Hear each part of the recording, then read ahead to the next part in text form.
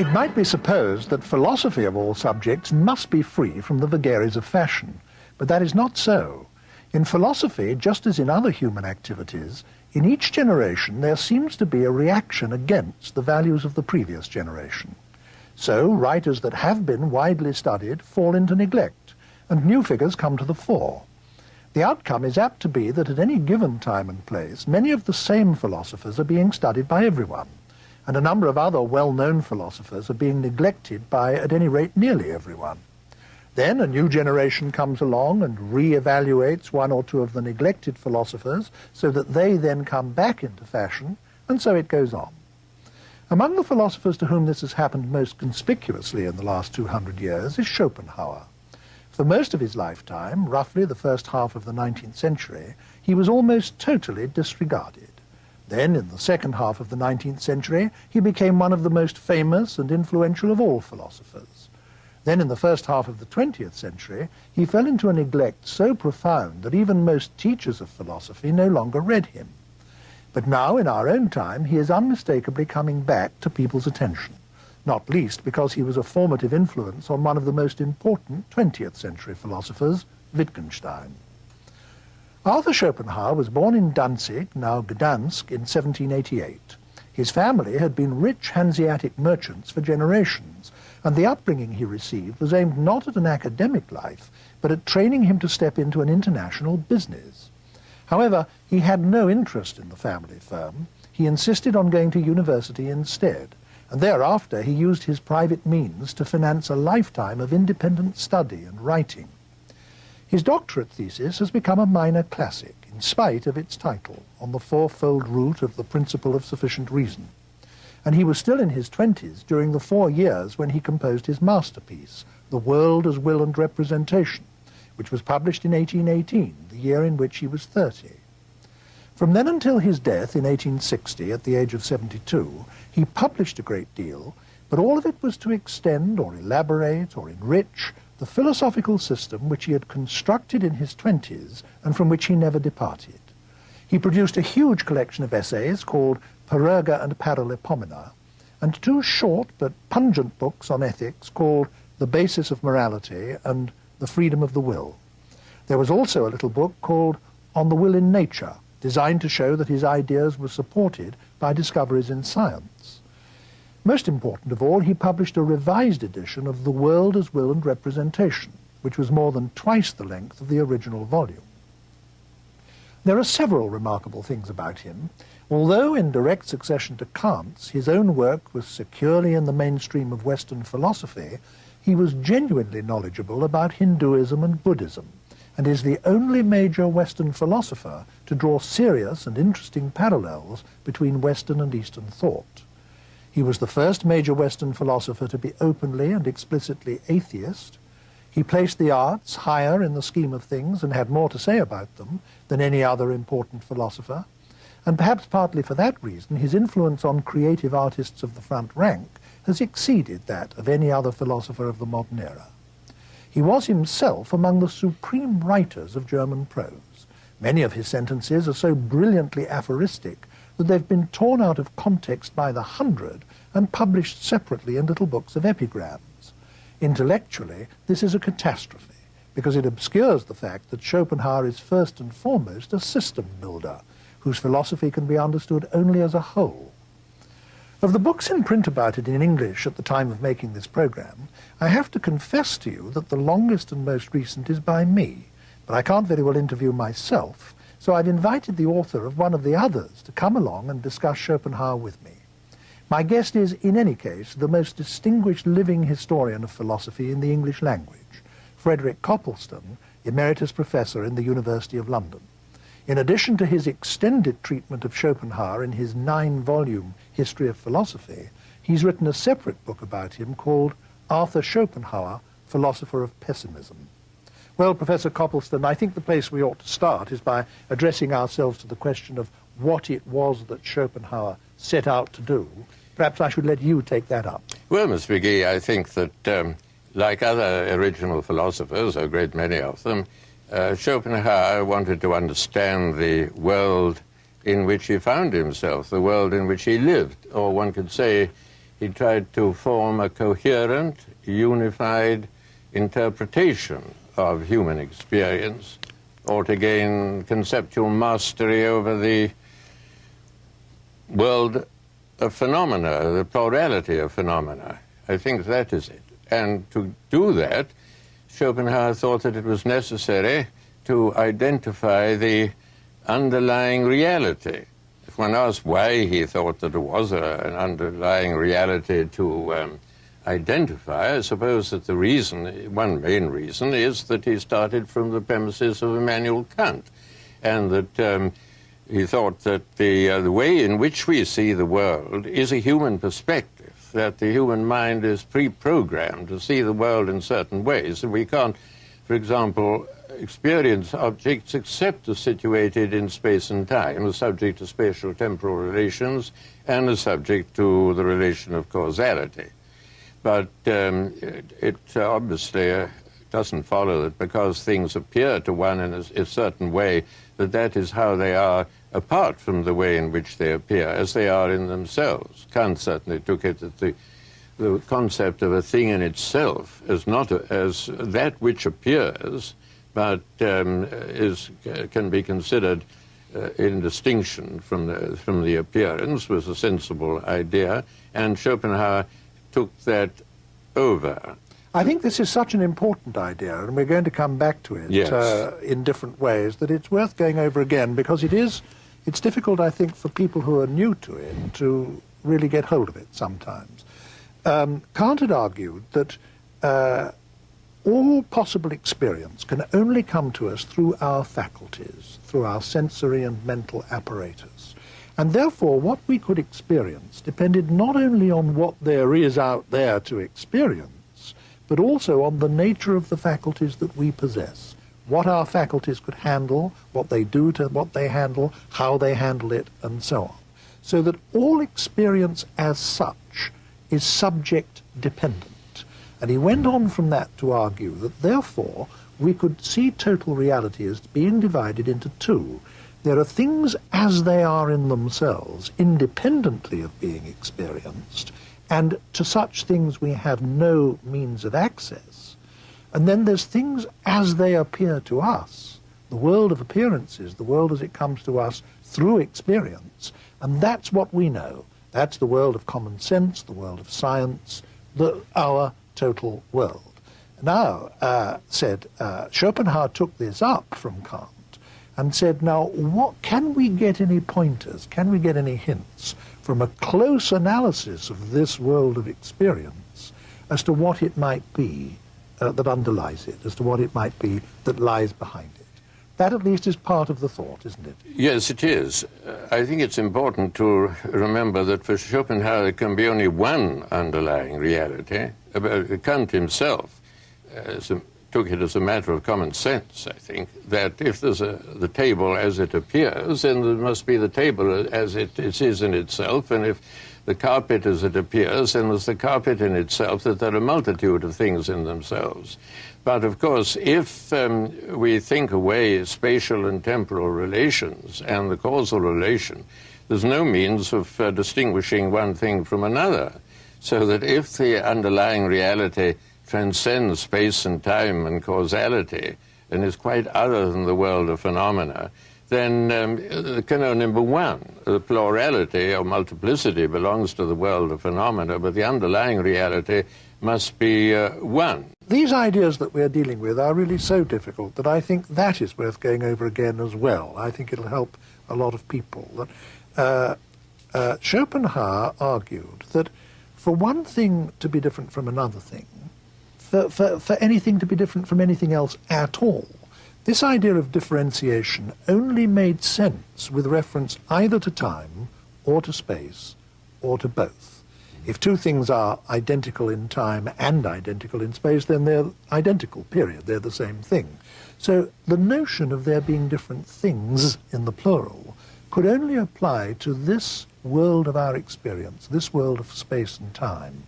Outside that world, it could make no sense whatever to talk of anything being different from anything else.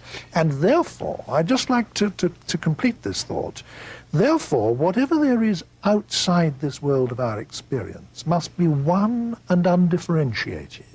And in taking that step from Kant, he thought Kant had been wrong in talking about things in the plural, in themselves, things as they are in themselves, that it must be one undifferentiated something that lies behind this world. Now, in saying that, he took an enormous stride towards one of the central beliefs of Hinduism and Buddhism. Those religions also believe that behind this highly differentiated, plural, variegated world of phenomena, there is one single undifferentiated something that manifests itself as this world. And one striking thing is that Schopenhauer didn't get the belief from Buddhism or Hinduism.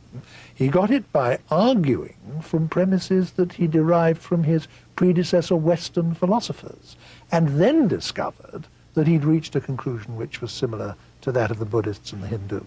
Yes. Well, I'd like to go back a moment to your what you've been just saying about the only one underlying reality.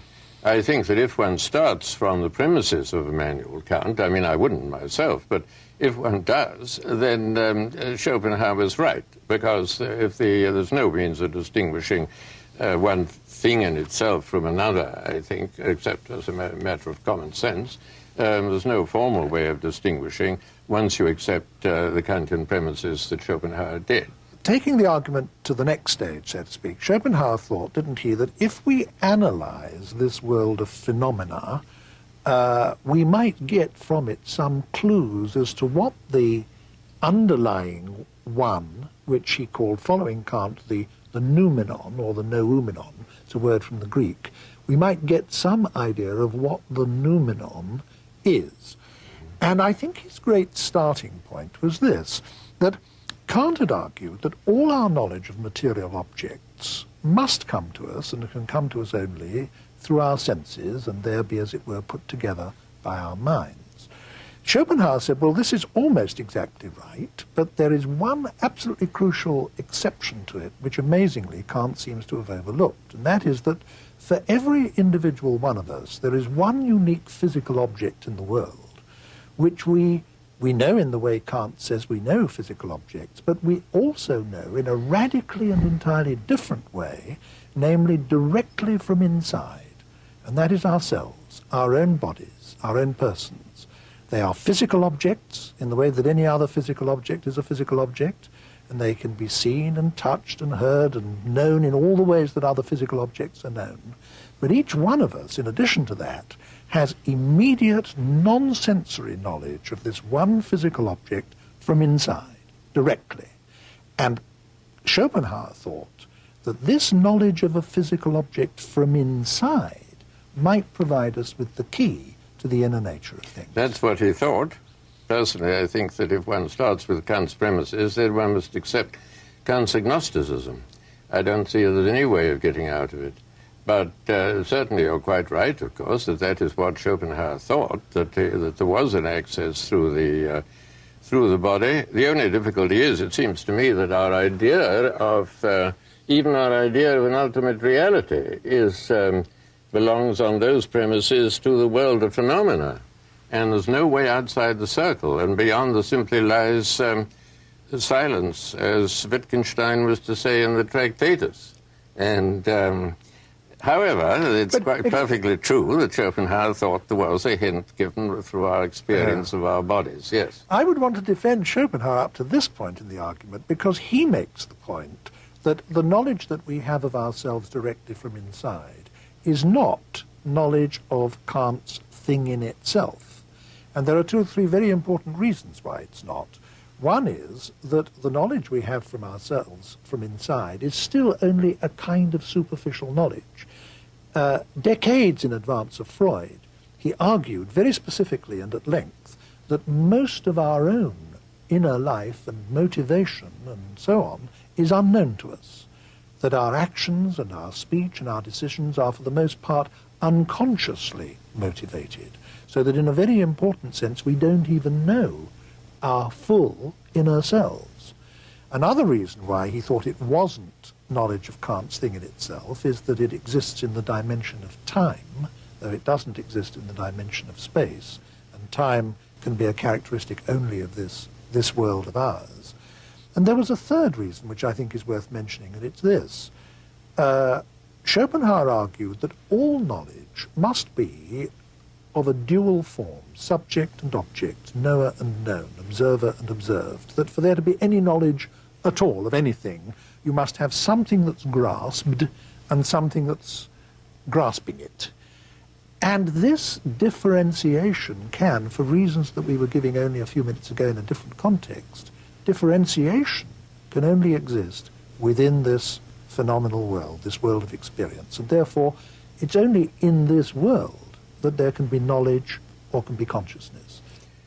Yes, that Schopenhauer anticipated Freud in remarkable ways is perfectly true, and helps to show the importance of Schopenhauer in the history of thought, I think. But of course, it's also true, I think, that all our ideas of the infraconscious, the idea that there is an infraconscious, that all belongs to the phenomenal world. And there we are. I mean, Kant's premises, Kant's conclusion. Now, we must start to say something about how he did point across the gulf, as it were, towards the noumenal. He thought that there was something about this inner experience of ours that gave us a clue, didn't he, as to what the ultimate nature of things outside this world is. Can you take up the story from there? I'd say that, for example, that my bodily movements for Schopenhauer would be expressions of desire, or he would say, use the word will, perhaps unfortunately, but one might use force or energy, but at any rate, if I move my arm, I will to move my arm. For Schopenhauer, as later for Wittgenstein, there's no entity called a will that is distinct from the movement of the arm and causes it, but the volition is the inside, as it were, of the movement, and the physical movement is the outside, not trying to deny that there is some inside. And if we consider that, and as you say, the unconscious motivation that lies behind a good deal of our actions, we can, at any rate, get the idea of a reality as a kind of infraconscious, below-conscious drive that Schopenhauer called will, and that perhaps some better name can be given to as force or energy, something of that kind. But that we have that hint as to the nature of the ultimate reality as an unconscious striving, a striving for existence, for life, for self-assertion, whatever you can describe it in various ways, of course.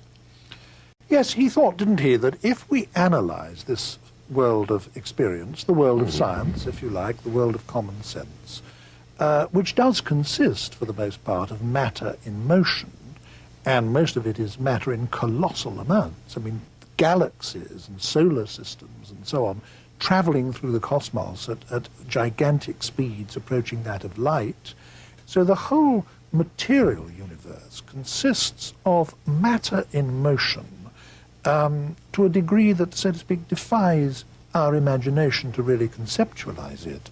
And he argued, I mean, there were steps in the argument that we haven't time to go through, but he argued, following on from Kant, that what is ultimate in all this must be energy. He argued that matter is, as it were, instantiated energy, that a physical object is a space filled with force, that ultimately all matter must be transmutable into energy. And it's very striking, I think, that that particular doctrine of his has been entirely borne out by 20th century science. When the physicists in our century arrived at this conclusion, they thought they were propounding something revolutionary and incredible, but in fact Kant and Schopenhauer arrived at this conclusion over 100 years before them by pure rational reasoning of it out from ordinary experience. Yes, when one's talking about theoretical physics, one has to remember that so many physicists are sometimes very loath to say that the terms such as energy and so on denote any reality, aren't they? That they're of use within the framework of theoretical physics, but that it can't be taken that there's some kind of metaphysical reality called energy or so on. But I can quite see the point of substituting energy for Schopenhauer's will in describing. Well, you're attributing to me a step I don't quite take. I mean, well, I'm glad. Yes. I mean, what I wanted to say was this. Schopenhauer argues that what is ultimate in this world of phenomena, in this world of experience, is energy. Yes. And at the scientific level, in speaking from the standpoint of our own day, he can be said to have been remarkably prevoyant about that, to have been correct.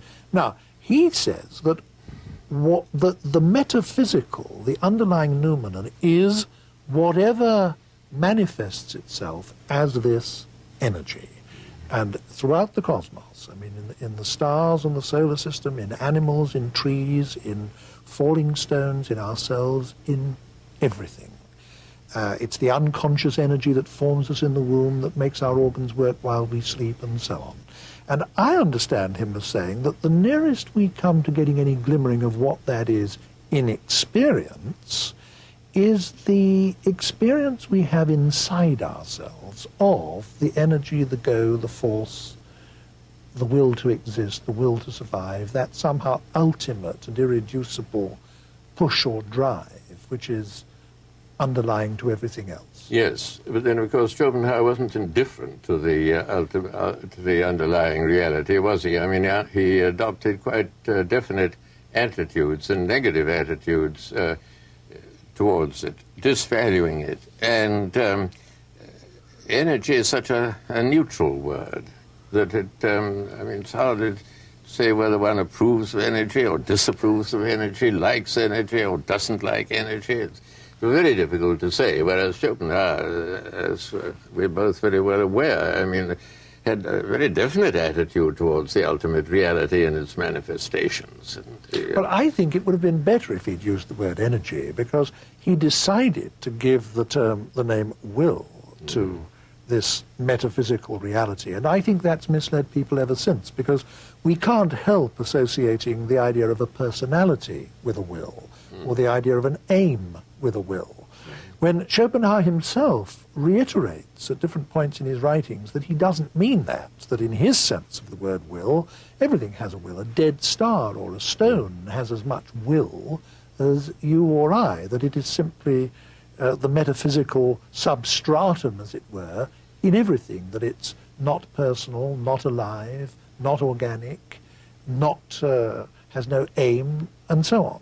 I think it's misled people, and an impersonal word like energy would have been very much better, in my opinion. Well, I think you're quite right on that particular point. My own point that I was hinting at was that as Schopenhauer looked on the ultimate reality as perfectly revolting, and was willing to speak of it on occasion, even in moral terms, as wicked, I mean, one wouldn't naturally be led to think of energy as revolting or as not revolting. At least I wouldn't, and certainly not as wicked. And so that's what I meant, that he has this definite attitude towards the ultimate reality and towards its manifestation, of course, this world, empirical world. Well, now, perhaps we can, as it were, change our tack a little and confront that head-on. Up to this point in our discussion, we've been sketching what Schopenhauer's picture of reality was, what he thought the overall picture was. Now let's talk about his attitude towards it.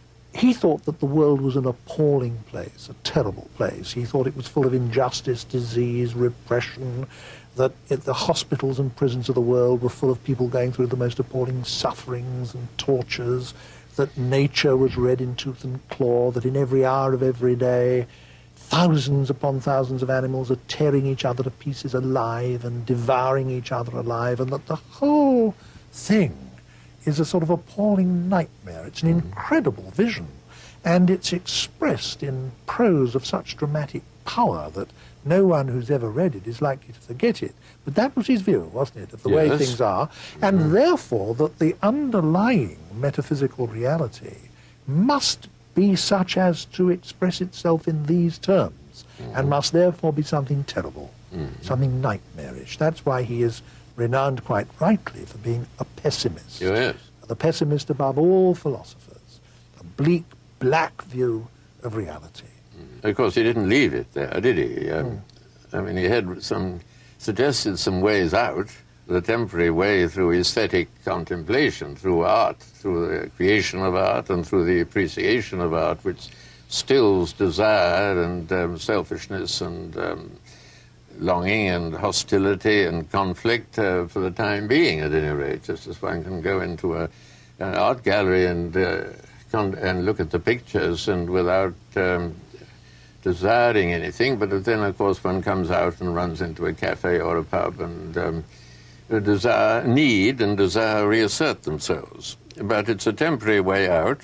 I think it was a mistake for Schopenhauer to bring in that point, the Platonic ideas, as intermediate between the ultimate reality and the work of art, because I don't see there's much place in his system. But he's quite right in making a distinction between the aesthetic attitude towards things and the attitude of trying to appropriate them and use them for one's own advantage. It's quite true there. There is a temporary way out. Yes, you're making the point that he thought that the aesthetic attitude was disinterested. That, yes. That normally if I see a plate of food, I think in terms of eating it, this is something for my own sustenance or to satisfy my lusts or desires or greed or just simply hunger or whatever it might be. Whereas if I see a Dutch painting of a plate of food, I don't see it in that light at all. No. I see it as entirely sort of impersonal, disinterested way, and then I'm conscious of its presence or absence of aesthetic qualities, yes. Its beauty or lack of beauty it may be, but it's a quite different way of looking at things. Yes. One point that I think is worth drawing attention to in Schopenhauer's aesthetic is that he did think that the arts provided us with a special way of knowing things, and by that very token he did not regard them as a means of expression. If I produced a work of art, what I'm doing primarily, according to Schopenhauer, isn't expressing my emotions or giving expression to my feelings. It's expressing insight or knowledge into something about the way things are. I think one can give meaning to that, as in the idea that was going around when I was undergraduate in the 20s. I mean, propagated largely by Clive Bell, significant form. One might put that instead of the Platonic ideas, something like that. I think it's, as to the idea of truth in art, I think it's a very interesting subject and a difficult subject, and I've never really made up my mind about it, as to the truth in art.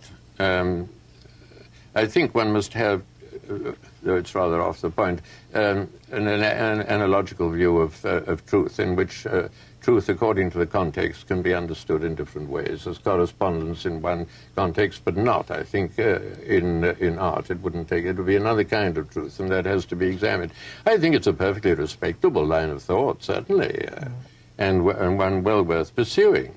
I certainly, making a critical remark about Schopenhauer's use of the Platonic ideas, I didn't mean to say that I didn't think there was anything in his view of art, because I do. I think it's very well worth considering, certainly. And it's had an enormous appeal to many great artists. Oh, yes, certainly. Who obviously, therefore, thought that it corresponded to their conception of what it was they were doing. Undoubtedly. Yeah. Undoubtedly. I think we must move on now to consideration of Schopenhauer's morals.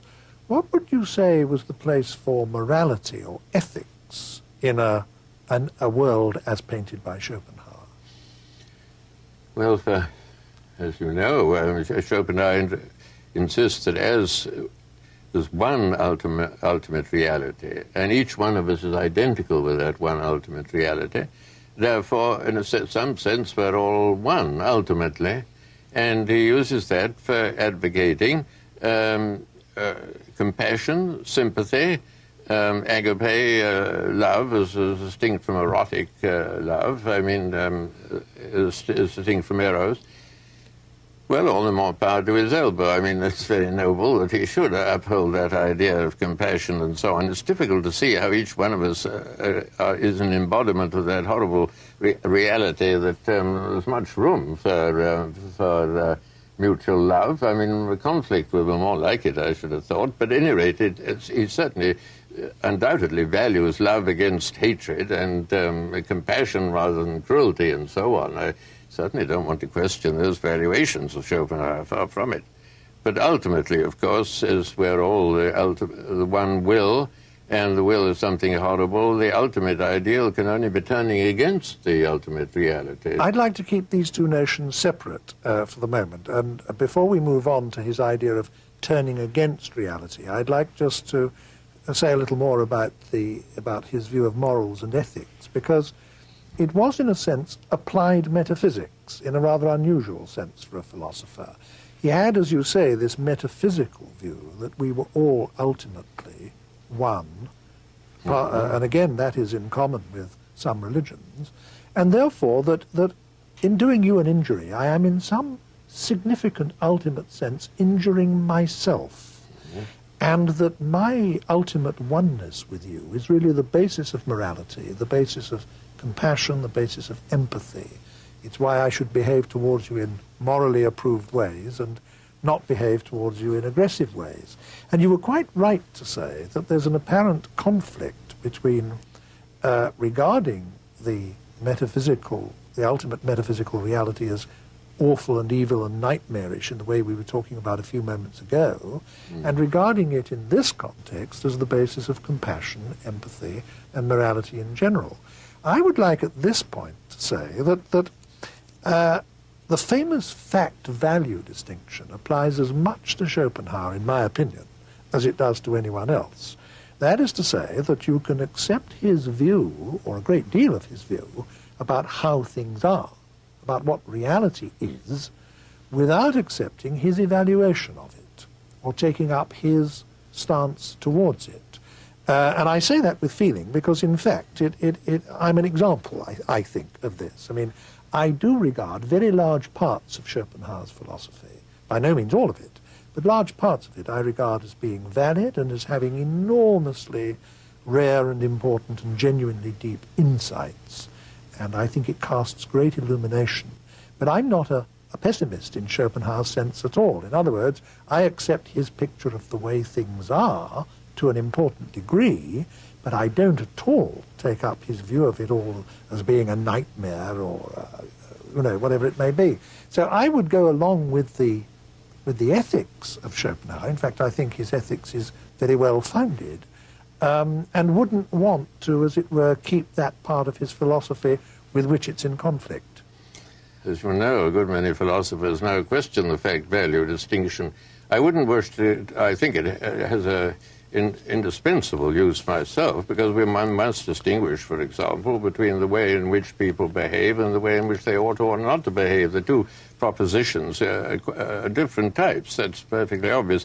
On the other hand, I don't think myself that one can have any interpretation of the world that doesn't contain value judgments of importance, of significance, and so on, and any more than you can have a history that goes beyond mere chronology and that really tells a significant, coherent story. You can't have a history without value judgments. I don't believe in value-free history or value-free metaphysics. So I would be, although I'm willing to accept some distinction, I'd be very careful about applying it myself and simply saying, well, we can have this interpretation of the world on the one hand, which is value-free, and then the set of valuations on the other, because I don't think things work out in quite that way, you know. No, I don't think they work out in quite that way either. I was merely making the point that you could have a lot of Schopenhauer, and I was always careful not to say all, but only a lot of Schopenhauer's view of the way things are, without sharing his value judgments. I would have other value judgments, and I would entirely agree with you that you can't have a view with no value judgments. I think that's absolutely correct. But now let us move on, as it were, to the final stage of Schopenhauer's philosophy, when he, taking his value judgment, seeing that reality in all its or in most of its manifestations is an evil, a frightening, a nightmarish thing, the final step in his philosophy, which some have embraced and others have found impossible even to understand sometimes, is he says we must reject this. Ultimately, we must reject reality. We must deny reality, the famous denial of the will. Can you perhaps try and explain a little more about what's involved in that concept? Well, I'd say that if you turn... Well, of course, he entirely approved of the asceticism, self-mortification, and so on, that one can find in several of the world religions, advocated at any rate and practiced in the past, and that he thought that that was... constituted a stage on the way towards a kind of final rejection of the will. I don't quite know what form that would take, but it would take the form, I suppose, the form of an entry into a Buddhist nirvana interpreted as nothingness. Well, Schopenhauer would say that it may possibly have qualities of which we know nothing and can know nothing, but as far as we're concerned, to turn against the ultimate reality as we form a conception of it is to turn to nothingness, to non-existence. That's why I would say that in spite of all the real resemblances between, say, Christianity, Buddhism, and Schopenhauer's philosophy, there is a fundamental difference between his attitude and, say, that of the Christian, the Muslim, and the Orthodox Jew, because as they believe in God, they certainly wouldn't regard it as desirable that one should chuck God overboard or deny the ultimate reality in that sense. So there it seems to me there is a gulf. But more important, because people might sweep that aside and say, well, I'm neither a Christian nor a Muslim nor a Jew.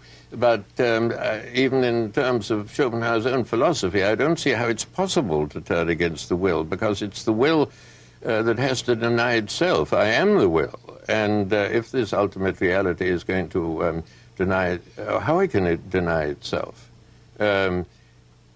In and through me. It can't produce nothingness exactly. I don't see how... I find it very... The more I think about it, the more difficult I find to envisage that ultimate rejection of the will as taking place when the will itself has got to do it. Let us, before we finish this discussion, I'd like us to say a word or two about Schopenhauer's influence on other people. He's had enormous influence on creative artists, and I referred to that. I didn't name any, but one might name Wagner, an enormous influence, Turgenev, an enormous influence. In fact, lots of major novelists of the last 100 years, Conrad, Thomas Hardy, Proust, Thomas Mann. But perhaps in a discussion which is about philosophy, what we ought to concentrate on is not that so much as his influence on other major thinkers. And I think three stand out in importance: Nietzsche, Freud, and Wittgenstein, as having, in chronological order, as having been very obviously and strikingly influenced by Schopenhauer between his day and ours. Could you perhaps say something about his influence on Nietzsche? Well, as you know, Nietzsche regarded Schopenhauer as an educator, and his early work, Schopenhauer as educator, indicates, I think, that he thought of Schopenhauer as a man who wasn't content with the superficial view of things, but looked underneath and wasn't afraid to look the world and history in the face, and didn't try and gloss over everything as Leibniz did with talk about the best of all possible worlds, but really looked the world in the face, and was therefore a man of mental integrity. He also entirely agreed with Schopenhauer's subordination of intellect to will, in its first instance, a servant of the will. And also, I think he regarded Schopenhauer as a man of great independence of character, who didn't allow himself to be, his views to be dictated by society, but thought them out, or by his predecessors, for the matter of that, or other philosophers, but thought them out for himself. I think, but he came, of course, to criticize, as you know, Schopenhauer in the course of time for his turning away from life. And although it's been said of Nietzsche by Professor Crane Brinton that the great Yesayer spent most of his life saying no, Nietzsche did officially uphold the affirming of the world as it is. And in a way, I sympathize with Nietzsche, because I think if the world is as Schopenhauer said it is, then the best thing is to try and alter it for the better. I don't say that Nietzsche, well, he thought, I mean, I wouldn't agree with Nietzsche's idea of what would be for the better, but I do agree with Nietzsche. But on the other hand, he never ceased to admire Schopenhauer and revere him as a man who set him on the right path, away from convention. It was a great question, I think. Well, I think we must now turn finally to the latest of the great thinkers who was directly influenced by Schopenhauer, namely Wittgenstein. And perhaps you'd like to conclude this discussion by saying a little about Schopenhauer's influence on Wittgenstein. Thank you. Yes, well, of course, that's quite clear, isn't it? I mean, from the preparatory, the material preparatory to the Tractatus in the notebooks and in the other manuscripts, the debt of Wittgenstein to Schopenhauer is made quite clear.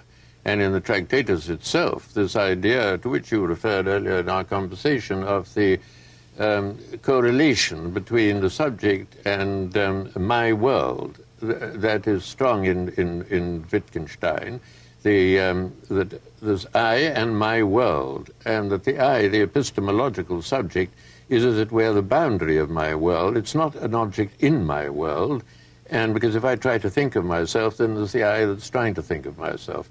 But it's on the borderline, as it were, of the world. That comes straight out of Schopenhauer. Then the famous saying in the Tractatus that if all the problems of science were answered, the problems of life wouldn't have been touched. That also really comes from Schopenhauer, I think.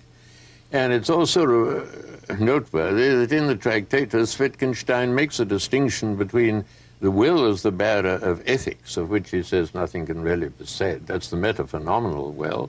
And the will as a phenomenon, which is really forms part of the subject matter of psychology, rather than of philosophy for the author of the Tractatus.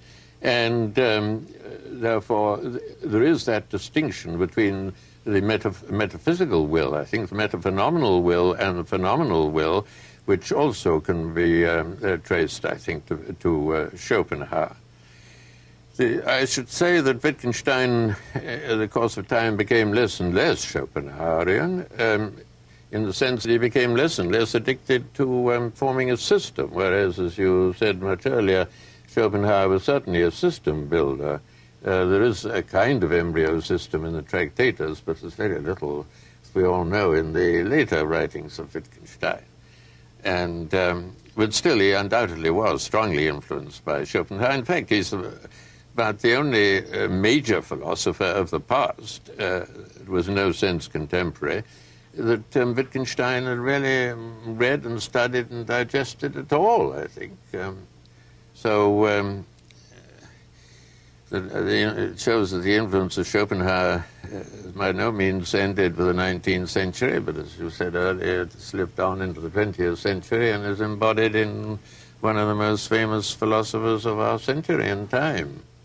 Thank you very much, Professor Copleston.